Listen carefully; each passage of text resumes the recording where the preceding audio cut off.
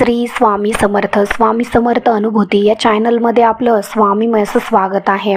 जर चॅनलला सबस्क्राईब केलं नसेल तर लगेच सबस्क्राईब करा की जेणेकरून तुम्हाला आपल्या चॅनलचे नवनवीन व्हिडिओ छान महत्त्वपूर्ण माहिती तुमच्यापर्यंत पोहोचेल।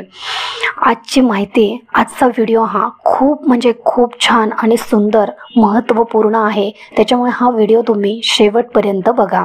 तुम्हाला माहिती आहे आपल्या घरामध्ये खूप छान चाललेलं असतं, सगळं व्यवस्थित असतं, सुख असतं, शांती असते, समाधान असतं, घराची भरभराट होत असते, पैसा पाणी बक्कळ असतो, सगळं काही व्यवस्थित असतं। पण अचानक आपल्या घरामध्ये असं काही वादळ येतं, असं काही संकट येतं की आपल्या घरात जे काही सुरळीत चाललेलं असतं ते क्षणात नष्ट होतं, क्षणात बर्बाद होतं।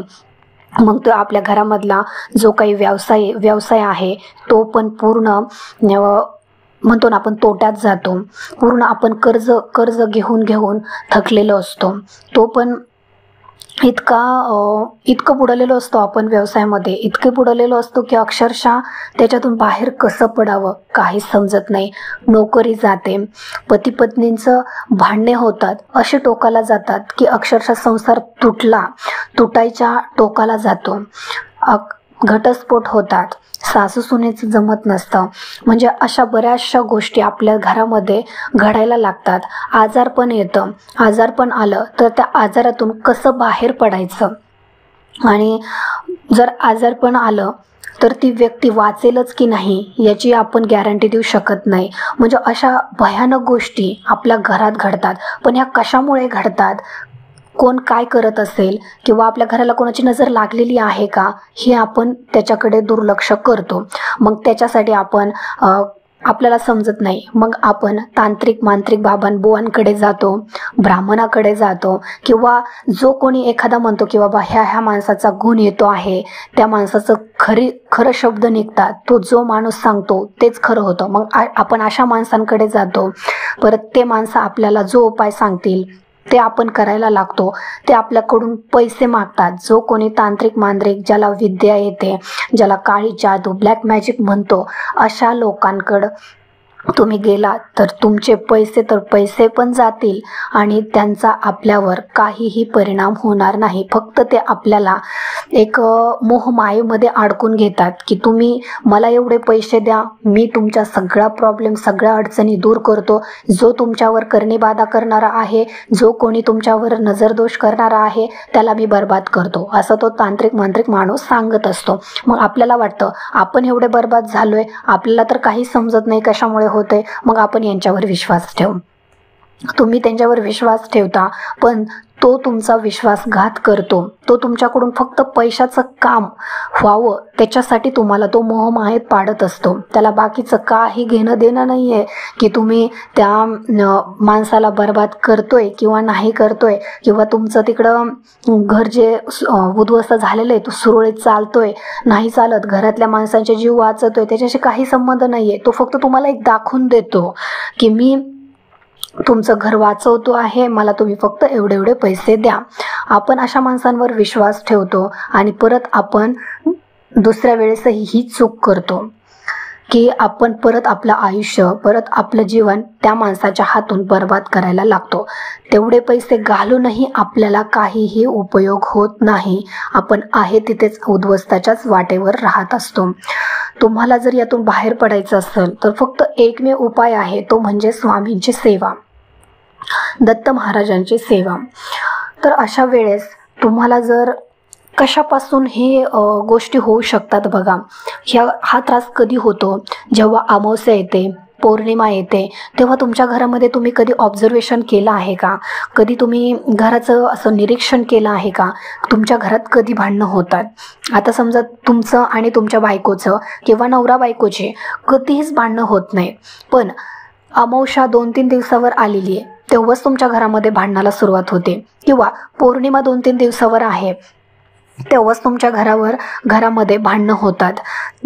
तसंच कोणाचं तरी आजारपण सुरू होतं लगेच, अमावस्या आली पौर्णिमा आली की, त्याच्यानंतर अमावस्या येऊ द्या, पौर्णिमा येऊ द्या, तेव्हाच अशी घरात भांडणं होतात, काहीतरी विपरीत घडायला लागतं किंवा वेगवेगळे आवाज येतात, आपल्याला वेगवेगळे भास होतात किंवा आपण तोडफोड करतो, आपला राग आपल्याला सहन होत नाही किंवा आपण एखाद्या कोपऱ्यामध्ये जाऊन असं एकटं बसतो, आपल्याला एकटं राहावंसं वाटतं, कोणाशी बोलू वाटत नाही, सतत टेन्शनमध्ये राहतो, सतत तोच विचार करतो, डिप्रेशनमध्ये जातो किंवा असं रात्रीच उठून एखाद्याला असं एकदम घट्ट पकडून ठेवतो, एखाद्या भिंतीला म्हणा किंवा एखाद्या ह्याला, म्हणजे असं म्हणतो की मला कुणीतरी मारतंय, मला कुणीतरी उचलून नेतंय. आणि जेव्हा आपण स्वामींची सेवा करतो, दत्त महाराजांची सेवा करतो, तेव्हा आपल्याला ती जी वाईट शक्ती असते, नकारात्मकता असते, ती आपल्याला सेवा करू देत नाही. कारण का तर ती वाईट शक्ती असते, ऑलरेडी ती वाईट शक्ती असते. आणि आपण जेव्हा स्वामींची सेवा करतो, ती चांगली सवय आहे, चांगली सेवा आहे. मग वाईट शक्ती आपल्याला चांगलं कसं काय करू देईल? म्हणून ती वाईट शक्ती आपल्याला काहीही चांगलं करू देत नाही, आपल्या आयुष्यामध्ये काहीच चांगलं घडून देत नाही. त्यामुळे ती वाईट शक्ती, नकारात्मक शक्ती आपल्या घरातून कायमची निघून जावी, त्याच्यासाठी आपण उपाय करायला पाहिजेत, आपण सेवा करायला पाहिजे.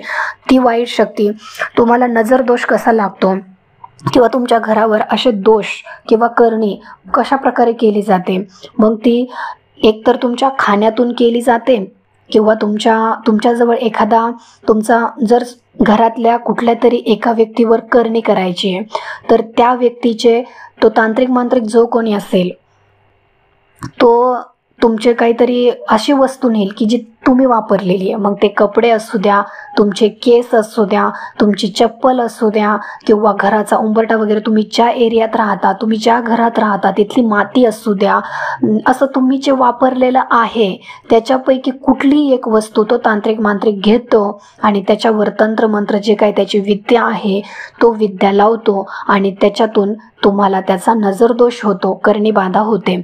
समजा तुमचा जवळचाच एखादा व्यक्ती आहे तांत्रिक मांत्रिक करणारा, पण तुम्हाला माहिती नाही आहे की बाबा ह्याला अशी विद्या येते किंवा तो आपल्याला तसं काही म्हणजे वाईट संकटात अडकवेल असं तुम्हाला तुमच्या मित्रांविषयी किंवा तुमचा खूप जवळचा मित्र आहे, खूप जवळचा आहे, अगदी तुम्ही एका ताटात जेवणारे आहात, पण तुम्हाला त्याच्या मनातलं माहिती आहे का की तुमच्याबद्दल तो किती प्रामाणिक आहे, तुमच्याबद्दल त्याच्या मनात किती चांगले विचार आहेत, तुम्हाला दाखवतोय तो तुमच्याबद्दल खूप चांगले विचार आहेत, पण तुमचं चांगलं झालेलं त्याला कधीच जमलं नाही, कधीच देखवलं नाही, बघवलं नाही. त्याच्यामुळे तो तुमच्या बाबतीमध्ये नजरदोष लावतोय, तुमच्यावर करणी करतोय. मग तो करणी कशी करणार? आता समजा त्याच्या घरी, आता तुम्हाला जर जेवणातून त्याला काहीतरी द्यायचंय, वशीकरण करायचंय, तर तो कसं करणार? तर असं कशाच्या तरी निमित्ताने तुम्हाला तुमच्या बायकोला, कुटुंबाला, सगळ्यांना घरी बोलवणार, जेवायला तो घरी बोलवणार, कशाचं तरी आमंत्रण आहे त्याच्या निमित्ताने तुम्हाला घरी जेवायला तुम्हाला बोलवणार. मग त्याच्या घरचं जेवण बघून, आता त्यांनी जेवण तर खूप छान बनवलेलं असतं, पंचपक्वान्न म्हणतो, अगदी तसं बनवलेलं असतं. मग आपण काय म्हणतो, हा तर खूप जवळचा मित्र आहे, मग आपण त्याच्यावर असे वाईट विचार कसे काय करू शकतो आणि तोही आपल्याबद्दल आपल्या आयुष्यात कसं काय वाईट विचार करतो, असं आपण त्याच्यावर आंधळा विश्वास ठेवतो. पण हे तसं नसतं. किती जवळचा व्यक्ती असू द्या, तो जर आपल्याला वाटत असेल ना की ह्याला आपल्याला चांगलं झालेलं जमत नाही, तर 100% तो आपल्या बाबतीत काहीतरी बरबाद होण्याच्या बाबतीत गोष्टीच विचार करत असतो. मग तो जेवणात घेतो, आपण जेवण करायला बसतो, तर ऑलरेडी त्यांनी जेवणामध्ये जे काही ती तांत्रिक मांत्रिक लोकांनी दिलेली पावडर असते म्हणा, पावडर असते किंवा काहीतरी खाण्याची वस्तू असते, ती जर त्या खाण्यामध्ये टाकली आणि ती जर तुम्ही खाल्ली, जेवण करताना तुम्ही जर ती खाल्ली, तर तुम्हाला ते कळणार सुद्धा नाही की ती पावडर त्या जेवणामध्ये आहे म्हणून. आणि 2-3 दिवसानंतर तुम्हाला समजून जाईल की तुमच्यासोबत म्हणजे 2-3 दिवस तुम्हाला काही वाटणार नाही, तुम्ही जेवढे पहिले नॉर्मल होता तसेच तुम्ही आत्ता पण त्याच्या घरी जेवण करून आल्याच्या नंतर तुम्ही नॉर्मल असता. पण तो वाट बघत असतो, ह्यांच्यामध्ये काही बदल दिसतोय का, तुम्हाला 2-3 दिवसाच्या नंतर जाणवेल. तुमच्या बाबतीत काय घडायला लागेल, तुम्हाला एकतर डोकं जड होईल, आळस येईल, थकवा जाणवल, काहीच करावंसं वाटणार नाही, काहीच नाही. तुम्ही जॉबला असाल तर जॉबला जाऊ वाटणार नाही. व्यवसाय तुमचा बिझनेस असेल तर तुमच्या बिझनेसमध्ये पण तुमची बरकत होणार नाही.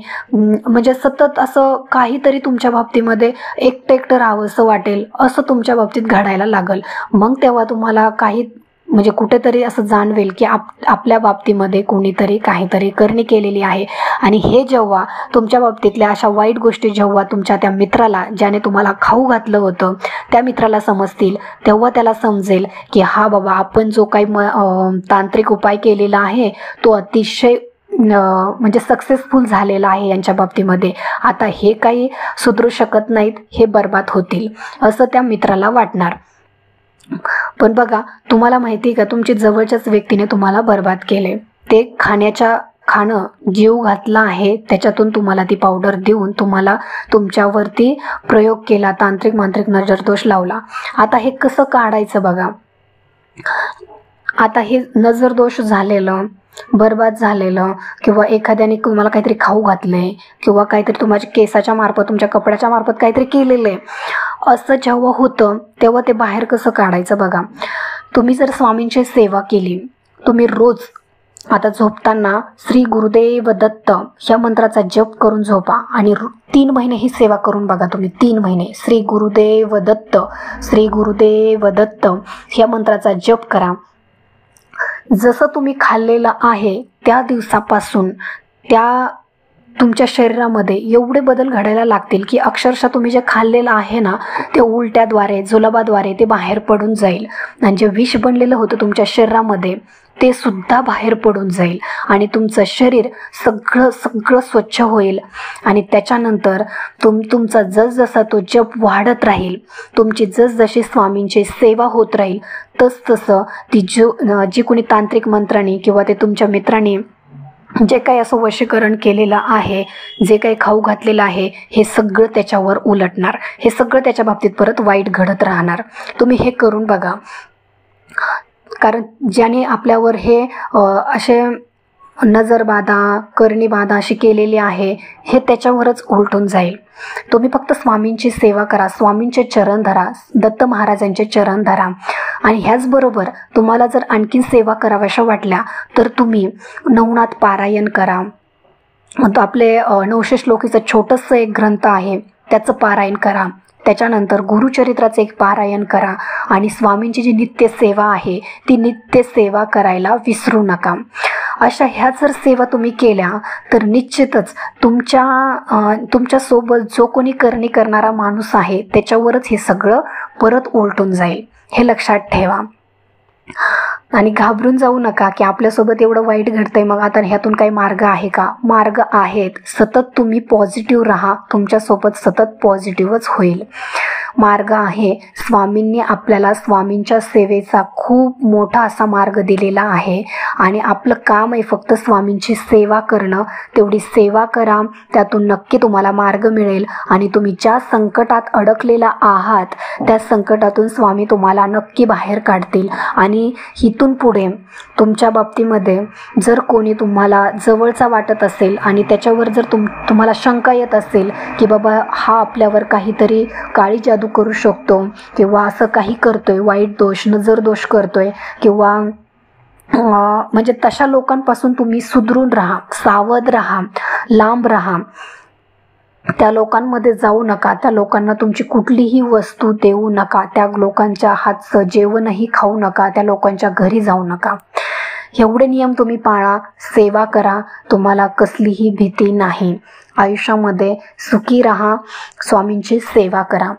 तर ही छोटीशी माहिती तुम्हाला कशी वाटली मला कमेंटमध्ये नक्की कमेंट करून सांगा. आवडली असेल तर लाईक, शेअर आणि सबस्क्राईब करायला विसरू नका. धन्यवाद.